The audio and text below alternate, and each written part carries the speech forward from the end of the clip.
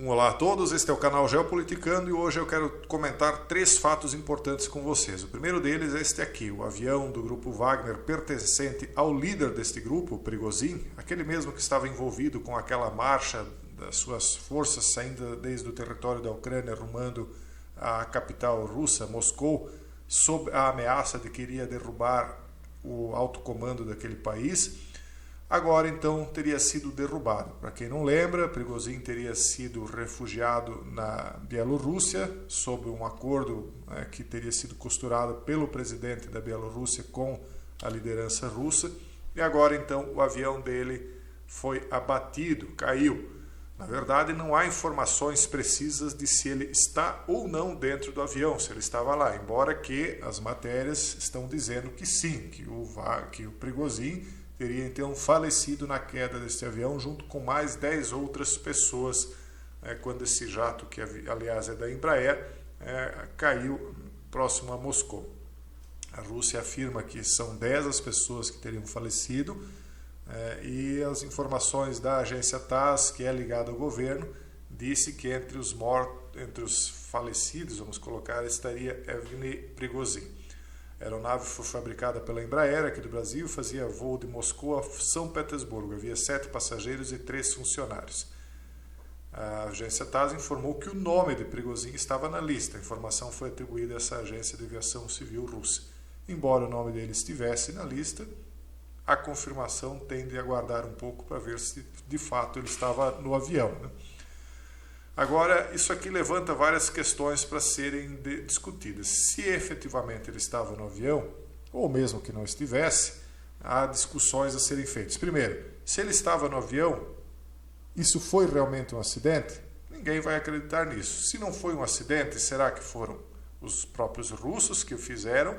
Ou será que teriam sido os ucranianos para que todos achassem que foi a liderança russa? Evidentemente que até hoje, nós não vimos alguém que teria enfrentado Putin e saído ileso. Então, todas as suspeitas recairiam sobre ele.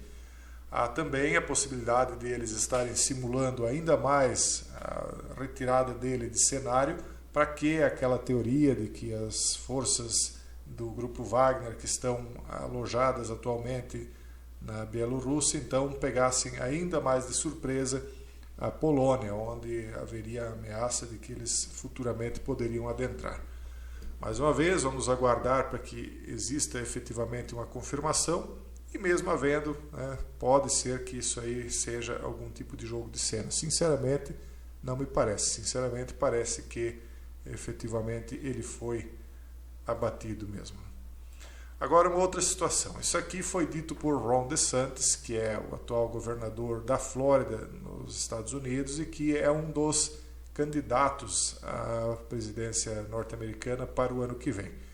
Ele disse: você não tem o direito de vir para este país. Ele teria dito isso em um discurso falando com brasileiros, Então, em campanha para obter a indicação do Partido Republicano à Casa Branca, o governador disparou a retórica contra o fluxo de imigrantes brasileiros nos Estados Unidos com o intuito de angariar votos conservadores de seus correligionários. Se você está no Brasil, você não tem o direito de vir para esse país, ele afirmou. A declaração, em referência a brasileiros em geral, reforça a política linha dura de imigração.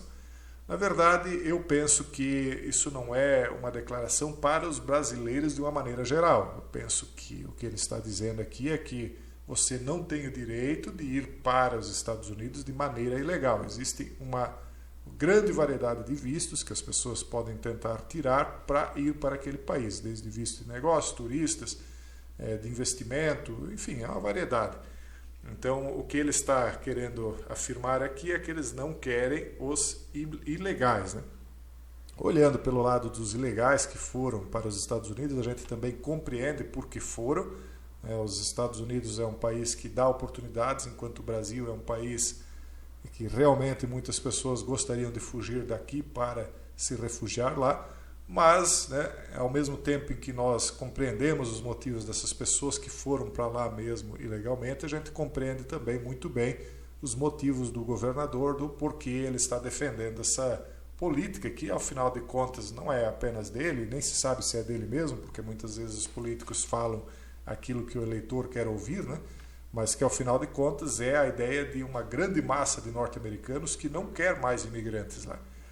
Eu estava vendo outro dia um vídeo que uma amiga enviou mostrando uma grande quantidade, mas uma quantidade enorme de venezuelanos se embrenhando na selva, subindo pela América Central, destinados a tentar invadir a fronteira americana. Para quem não sabe, existe uma coisa lá chamada Cai-Cai. É óbvio que eu não sou um especialista nisso, mas é algo como que quando a pessoa entra na fronteira, ela simplesmente cruza os braços e aguarda o policiamento chegar, recolher ela, o pessoal da imigração. Aí ela fica alguns dias presa e logo ela é solta e vai responder o processo em liberdade. Enquanto isso, as pessoas vão trabalhar no país. Para ser mais específico, DeSantis quer acabar com a possibilidade de estender a cidadania à família do imigrante. Eles dizem: um cidadão americano deve trazer o cônjuge ou filhos estrangeiros, mas trazer primos, tios e tal não é o caminho. Vamos nos livrar disso e nos concentrar mais nas necessidades dos americanos. Olhando pela ótica do brasileiro, as pessoas podem criticar, ficar tristes, mas é mais ou menos como que se você tivesse a sua casa e alguém ficasse chateado ou lhe criticasse porque você não abre as portas para que todo mundo que queira morar dentro dela more. Nós temos que reconhecer que os americanos têm a razão deles também, né? Metade dos brasileiros se concentra em 3 estados: Flórida, com 22%, Massachusetts, 17% e Califórnia, 11%. Então ele vem aí nessa linha mais dura, que era a mesma linha do Donald Trump. Então, DeSantis pretende superar a abordagem mais severa de Trump e está usando o slogan "sem desculpas" na sua plataforma anti-imigração, que é também um recado direto a Trump, o de que ele não conseguiu cumprir promessas e combater em seu mandato a imigração ilegal.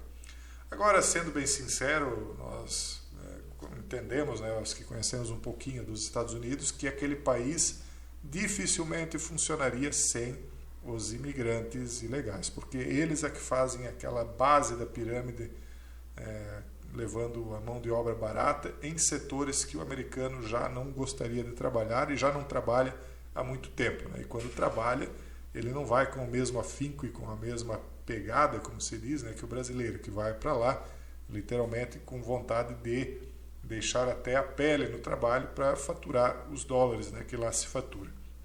Então lá se paga muito melhor, embora que os gastos lá também sejam em dólares. Enfim, os dois lados têm razão, e não há mais muito o que se falar, mas só para que vocês saibam que nesse caso aqui, se ele fosse o candidato, e não acredito que será, a coisa seria ainda mais linha dura do que o ex-mandatário Trump, que vai ser provavelmente o candidato pelos republicanos. Uma outra situação é Lula discursando na cúpula do BRICS, que começou no dia 22. Ele terminou o discurso defendendo reaproximação com países africanos, que no fim não muda muita coisa, é uma retórica.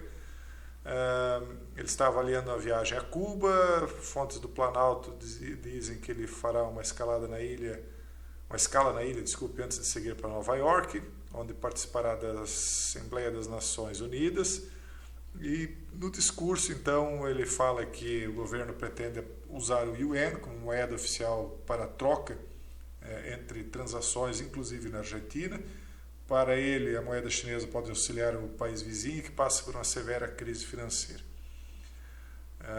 O presidente também está em viagem oficial à África do Sul para o encontro do BRICS, dando declaração do programa Conversa com o Presidente, realizado pela empresa brasileira de comunicações, transmitido pelas redes sociais. Vamos ver o que mais que ele falou aqui. Disse que o Banco do BRICS vai fomentar investimentos, disse ser favorável à entrada de mais países no grupo, que o bloco não pode ser um clube fechado. Basicamente isso aí. Ele, resumidamente, fala da expansão do bloco, já sugeriu a possibilidade de adesão da Arábia Saudita e da Argentina. Muito provavelmente essas duas vão entrar, já comentei em vídeos anteriores.